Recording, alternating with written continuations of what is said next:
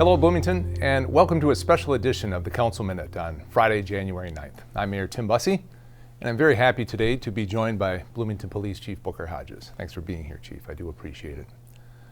Like many of you, I watched in dismay the news stories and videos of the tragedy that occurred this past week in Minneapolis, where Renee Nicole Good, a mother of a 6-year-old, was shot and killed by a federal immigration enforcement agent. Throughout the week, I've answered a number of phone calls and have received many emails about this. Residents have stopped me in the grocery store and even in Target in Edina with concerns about this level of federal immigration enforcement. People in our community are angry, they're frustrated, and many are scared, and frankly, I share those emotions. Because so much activity has happened here in Bloomington and in our neighboring communities, I've asked Chief Hodges to come and answer some of the questions and the concerns that have come up. So Chief, my first question, I know our priority is and will continue to be the safety and well-being of our community. Chief, tell us how you are ensuring that public safety at this time is being enforced and what role local law enforcement plays as it relates to immigration enforcement. Well, first, let me just say I know that people are fearful out there, right? I mean, people are scared. I fully acknowledge that, but I think now it's time for us to get out some facts. And from our police department standpoint, always public safety and politics don't mix. So we're going to ensure that we continue to keep everybody in our community safe. And we don't have a role in immigration enforcement. Local law enforcement does not have a role in immigration enforcement. And there's a lot of misinformation out there on social media regarding this. We don't have the legal authority to do this, and we don't do immigration enforcement. And I just want people to really understand that and hear it from us. Does the Bloomington Police Department enforce immigration laws, and are you asked to assist with that enforcement? If you don't do it directly, are you asked to assist with that enforcement? We're not asked to assist with federal immigration enforcement. If you do see a Bloomington police officer out in a space where you're seeing these immigration folks, it's to ensure, like with crowd control, right? So a lot of times when they're doing these operations, they don't tell us that they're coming, right? And they're going into our communities. They're dressed different than us in Bloomington, our police department. We don't have military fatigues. We haven't had those for 4 or 5 years here in the city of Bloomington, but we do not assist with federal immigration enforcement. But if you see us out there, it's mainly to deal with crowd control and to make sure that everyone is safe in that. Chief, do you know immigration and enforcement customs, do you know their plans for enforcement in advance, whether it's today or in the coming weeks? Do you know the specifics? No, we don't.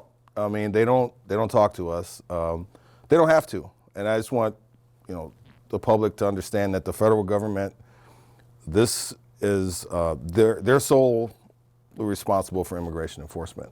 And the tactics that they use and when they choose to conduct these operations, there's no coordination. They don't call us.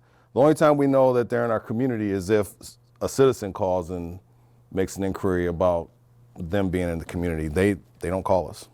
So what should people do if they witness a crime, or if they are a victim of a crime, or if they witness what's going on that ICE is doing here in the city?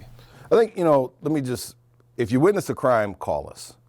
But it's the responsibility of the federal government to conduct immigration enforcement, and that's what they're doing. They are not under local control, they are under federal control.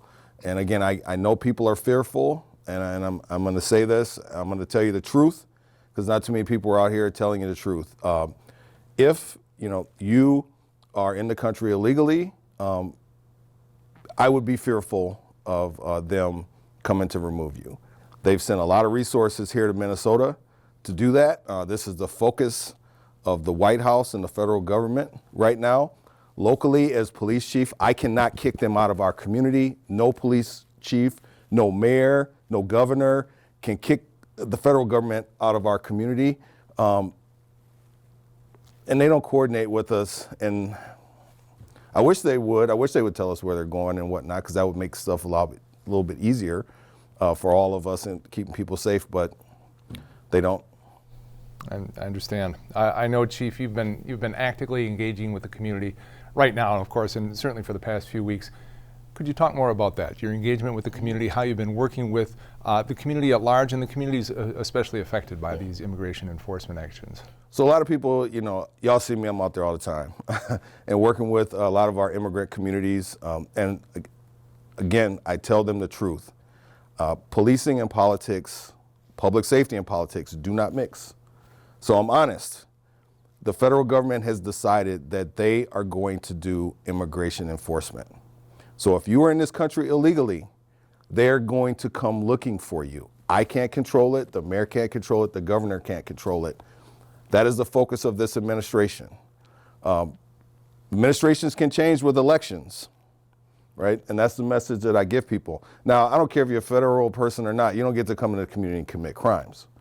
And if they do that, anyone commits crimes here, we're gonna deal with it, but I'm always honest with people. And we always appreciate that. So thank you, Chief. And I do want to thank you for being here today and to answer some of these questions, provide us with some clarity on federal immigration activity in our community. We remain in close communication with our public safety partners and community leaders, and we continue to monitor the situation carefully and its impact on our community. Chief Hodges, I know I speak for the entire community when I say that the care and professionalism that you and your officers bring to Bloomington each and every day is so deeply appreciated. If you could share that appreciation with your officers and with our continued prayers and well wishes for their safety and well-being, I would greatly appreciate it. Will do. That's all for today. Thank you for watching. Until next time, please stay safe, Bloomington.